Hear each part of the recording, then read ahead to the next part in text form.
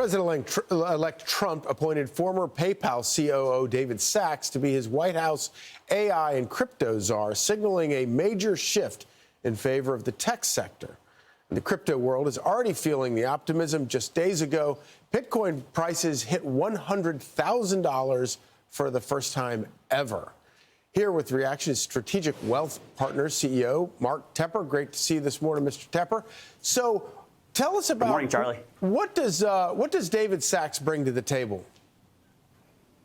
Well, look, I mean, I think overall, the one thing that stands out with all of President Trump's nominees and appointees is that he's not selecting academics. He's not selecting authors who've written about the theory of crypto or Bitcoin. He's choosing doers, real-world people. They've done this before. They rolled up their sleeves. They've been in the trenches. They are doers. So the message from President Trump is clear. He wants to deliver on all of his pre-election promises and make us the crypto capital of the planet. When you look at David Sachs in particular, he's certainly pro-crypto. He's a venture capitalist from Silicon Valley who has invested in crypto startups. He owns crypto. He was one of the early investors in Palantir, who's one of the biggest AI players out there. So it is very crystal clear that President Trump means what he said, and he wants to make us the biggest crypto player in the world. It's such a great point. And Trump, in every arena, he surrounds himself by people who are these doers. It's such a terrific point. So what are some of the things that David Sachs and Donald Trump are going to be doing in this area?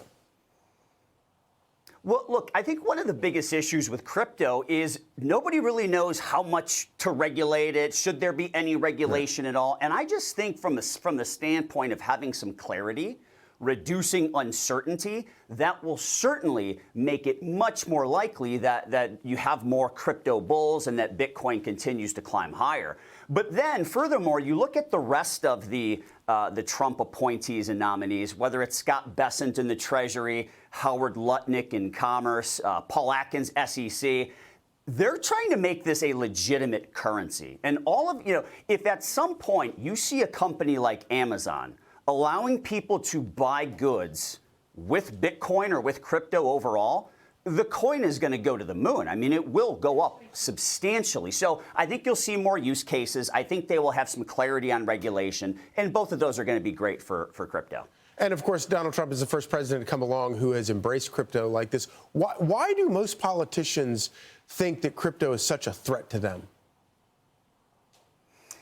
Well, I think probably the biggest issue is they think there's a lot of dirty business happening with crypto, right? You know, whether it's drug deals or right, ransoms, there's a lot of that. So I think that's kind of a black mark on crypto. But, when you look at the technology, the blockchain technology, when you look at the ease of transfer, it is a legitimate currency. And I believe that the people who are in place right now are certainly going to further legitimize that. And Charlie, I got to tell you, some of the bullish calls out there, Bitcoin's about $100,000 a coin right now. It's up almost 50% since the election.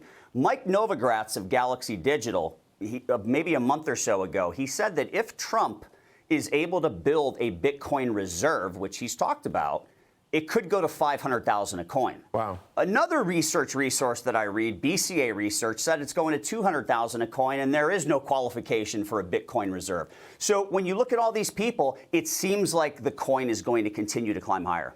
And, of course, they also don't like it because they can't control it. Mark Tepper, thank you so much for joining us. Thank you.